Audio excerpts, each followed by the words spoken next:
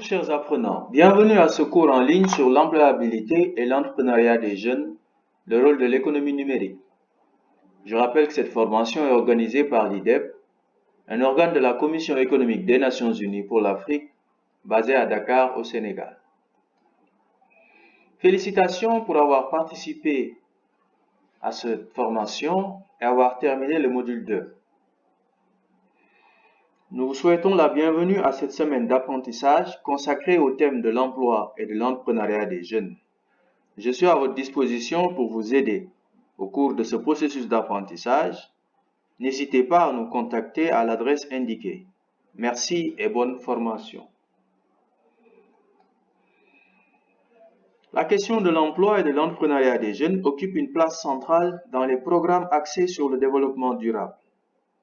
L'importance qui lui est accordée est proportionnelle aux enjeux liés à l'employabilité des jeunes et aux défis à relever pour leur assurer un meilleur accès à des emplois décents.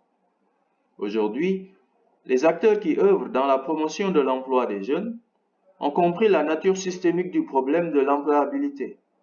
À ce titre, l'approche pluridisciplinaire privilégiée apporte un éclairage sur les facteurs socio-économiques et politiques qui influencent la dynamique de l'accès des jeunes à l'emploi et favorisent l'émergence de plusieurs pistes de solutions. Nous les évoquerons au cours de ce module en mettant en évidence les approches et programmes en matière de promotion de l'employabilité des jeunes. Nous espérons à la fin de ce module que vous serez convaincus de la nécessité de privilégier une approche multipartite dans la prise en charge des programmes de promotion de l'emploi des jeunes. Commençons notre exploration par une analyse du contexte qui sous-tend les enjeux liés à l'employabilité des jeunes dans le monde et en Afrique. Il faut rappeler que l'accès à l'emploi par la jeunesse est lié à l'enjeu de réduction de la pauvreté extrême qui progresse dans les différentes régions du monde. Selon la Banque mondiale, 10% de la population mondiale vit dans une extrême pauvreté. Cette situation est plus préoccupante dans les pays d'Asie du Sud et de l'Afrique subsaharienne, lesquels concentrent 85% des personnes vivant dans une extrême pauvreté. Cette situation risque de s'aggraver puisque la Banque mondiale prévoit que 9 sur 10 des personnes vivant dans une extrême pauvreté seront localisées en Afrique subsaharienne en 2030. Toutefois, la réduction de l'extrême pauvreté reste possible à la condition d'une augmentation d'au moins 8% du revenu des 40% des populations les plus pauvres.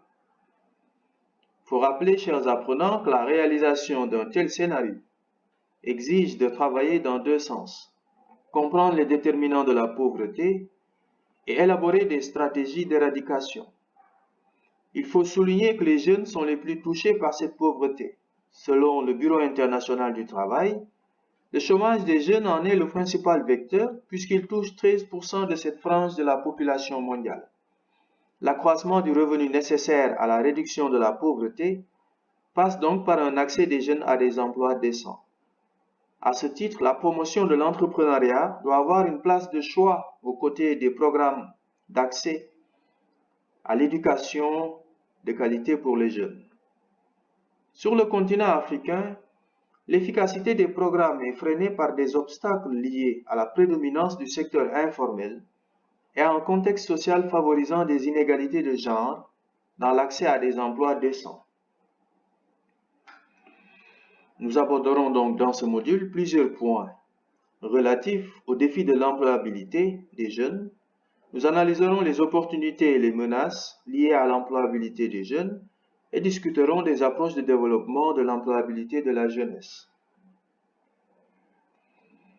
Parlons maintenant des défis de l'emploi. L'emploi est considéré en général comme une source primaire de revenus pour les individus et les ménages. Il faut souligner en effet la place centrale du revenu comme vecteur important dans l'accès à une qualité de vie décente.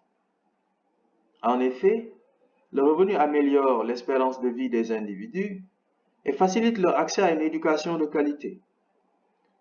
En Afrique cependant, l'examen des revenus des populations soulève quelques interpellations.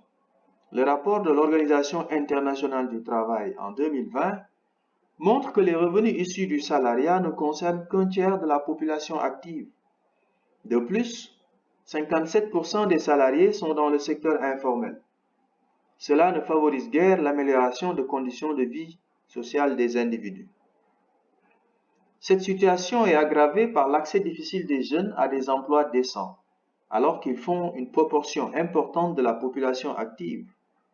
Il faut dire que les stéréotypes sociaux liés au genre et l'absence d'une éducation inclusive sont autant de facteurs qui renforcent la vulnérabilité des jeunes dans leur quête d'un emploi décent. Le rapport de l'OIT confirme d'ailleurs l'impact négatif des inégalités de genre sur l'accès à l'emploi chez les jeunes et particulièrement les femmes. En effet, malgré qu'elles soient mieux éduquées que leurs homologues masculins, la majorité des femmes salariées occupent des postes peu qualifiés et sont en moyenne moins bien payées que les hommes. Une discrimination dans l'accès à l'emploi est également relevée en direction des jeunes souffrant d'handicap. Les rares qui accèdent au système éducatif peinent en effet à se faire enrôler dans le marché du travail. Nous pouvons noter, chers apprenants, un certain nombre de défis liés donc à l'emploi des jeunes. Il s'agit de la mise en place d'un système éducatif innovant orienté vers les métiers d'avenir. L'élaboration de stratégies d'éradication des barrières socioculturelles qui limitent l'accès à l'emploi des jeunes. La mise en place de mécanismes d'accompagnement des jeunes entrepreneurs par le biais de programmes de formation et de financement des projets de création d'entreprises. La réforme des cadres législatifs actuels pour lutter contre la discrimination de genre et encadrer l'accès des jeunes à des emplois et salaires décents. Il faut noter que relever de tels défis sur le continent suppose de miser sur les opportunités et de surmonter les obstacles au développement de l'entrepreneuriat chez les jeunes.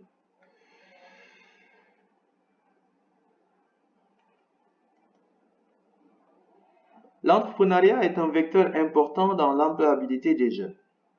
Cependant, en Afrique, la dynamique entrepreneuriale chez les jeunes est ralentie par plusieurs barrières.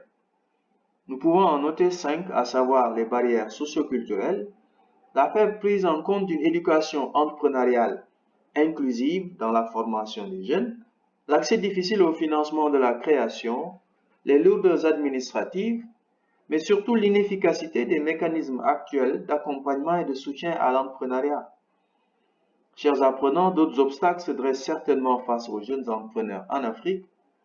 Je vous invite à continuer l'exploration sur cette question. L'urgence de faire sauter ces obstacles est liée aux avantages que procure l'entrepreneuriat en termes d'employabilité des jeunes. En effet, en plus de favoriser l'indépendance économique de la jeunesse, l'entrepreneuriat les transforme en acteurs du développement durable, capables de résoudre des problèmes d'ordre économique, social et environnemental par le biais de la créativité et de l'innovation qu'ils encouragent. Ces quelques avantages expliquent sûrement les nombreuses initiatives qui tentent de promouvoir l'entrepreneuriat des jeunes à l'échelle planétaire et sur le continent africain. Nous pouvons évoquer plusieurs approches, notamment l'approche législative et politique, initiée par les organismes internationaux et qui aboutit à ce qu'on appelle aujourd'hui l'agenda 2030 des Nations Unies et l'agenda 2063 de l'Union africaine. Ces institutions ont élaboré différents plans d'action pour booster l'entrepreneuriat chez les jeunes. Nous vous invitons à étudier de tels plans à partir des supports fournis dans le cadre de ce module. Il s'agit notamment du plan jeunesse des Nations Unies à l'échelle mondiale et du plan d'action d'Addis Abeba. Des innovations majeures sont entreprises en milieu scolaire pour favoriser l'entrepreneuriat des jeunes. Cette approche est relative à l'entrepreneuriat en milieu scolaire. L'intégration d'activités extrascolaires a permis de développer la créativité chez beaucoup de jeunes. Aussi, la prise en compte du mentorat et du coaching au travers des stages et immersions en entreprise traduisent la volonté de les orienter vers les sentiers de l'aventure entrepreneuriale. Enfin, l'importance du secteur informel explique aujourd'hui les programmes de formation mis en place pour booster l'entrepreneuriat chez les jeunes non scolarisés. La prise en compte des besoins de formation des jeunes évoluant dans le secteur informel conduit à l'instauration de formations alternant lieux de travail et salles de classe. D'ailleurs, la validation des acquis de l'expérience est à envisager pour favoriser leur migration vers le secteur formel. La principale innovation qu'il faut noter demeure l'accent particulier mis sur la question du développement personnel de la jeunesse en Afrique. Cela répond à un besoin de formatage du caractère des jeunes Africains qui doivent aujourd'hui faire face aux nombreux défis du développement durable. En effet, relever les défis économiques, sociaux et environnementaux exige de faire preuve de leadership, d'engagement social et politique, mais aussi d'altruisme communautaire. De plus, la promotion de telles valeurs auprès de la jeunesse est un terreau fertile à leur succès sur la voie de l'entrepreneuriat. Des initiatives intéressantes sont en cours sur le continent africain pour réaliser ce saut qualitatif. Pour favoriser le développement de l'entrepreneuriat chez les jeunes, elles se donnent comme mission de travailler à faire évoluer l'attitude de la société et des jeunes envers l'entrepreneuriat. Il faut rappeler que c'est faute de ne pouvoir accéder à un emploi que beaucoup de jeunes envisagent l'entrepreneuriat. Ces organismes travaillent également à atténuer les inégalités de genre. La répartition des rôles de sexe en Afrique ne favorise pas l'entrepreneuriat féminin. Des obligations familiales et sociales qui incombent à la femme freinent son engagement entrepreneurial. La promotion d'une éducation entrepreneuriale inclusive exige le développement de programmes de formation et de renforcement des capacités des groupements d'acteurs économiques, comme par exemple les femmes qui évoluent dans le milieu de la transformation. De telles initiatives favorisent un meilleur accès au marché et une autonomisation des femmes. Enfin, l'accès des jeunes entrepreneurs au réseau d'affaires. La mise en place de mécanismes de mentorat favorise un meilleur apprentissage chez les jeunes entrepreneurs africains. Vous pouvez lire les initiatives dans le document fourni. Elles sont l'œuvre des Nations Unies, de l'Union africaine et de ses partenaires, mais également de milliardaires philanthropes comme Tony Elumelu.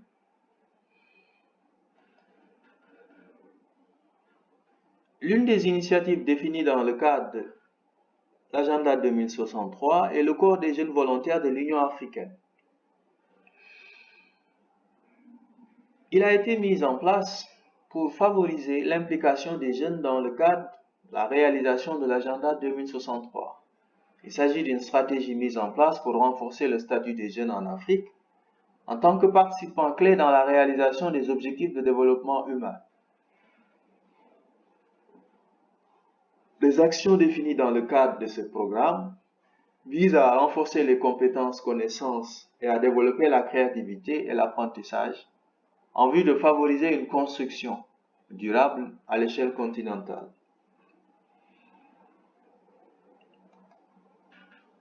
Il y a également l'initiative pour les compétences en Afrique. Elle est née de la rencontre de trois acteurs: la Commission de l'Union africaine, l'Agence de développement de l'Union africaine et également le gouvernement allemand et l'Union européenne. Le CIFA, comme on l'appelle, compte 8 pays pilotes qui travaillent dans la mise en place de programmes innovants et de développement des compétences pour favoriser la coopération intersectorielle, domaine important dans la création d'emplois pour les jeunes. Nous sommes arrivés à la fin de ce module et vous exhortons, chers apprenants, à continuer la réflexion en téléchargeant les documents indiqués dans le support. Après avoir exploré de tels documents, nous vous invitons à vous soumettre à cette étude de cas. Nous avons fourni le document sur la décennie africaine pour la formation technique, professionnelle, entrepreneuriale et l'emploi des jeunes. En partant de ce document et sur la base des connaissances acquises dans le module 3, nous vous demandons de dire est-ce que ce cadre peut être utilisé par les gouvernants et les praticiens pour promouvoir efficacement l'entrepreneuriat et l'emploi inclusif pour les jeunes Africains. Vous devrez soumettre cet exercice 48 heures après avoir suivi ce module. N'hésitez pas à contacter votre tuteur si vous avez besoin de réponses supplémentaires.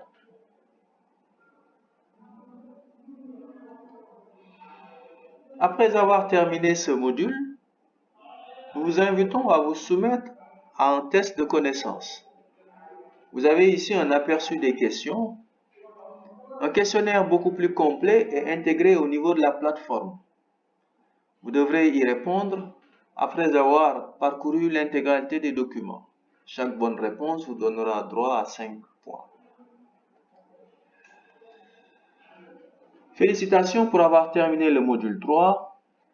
Nous vous encourageons dans cette direction et vous exhortons à étudier les notes de cours en vue de vous préparer au module 4. Merci et à bientôt.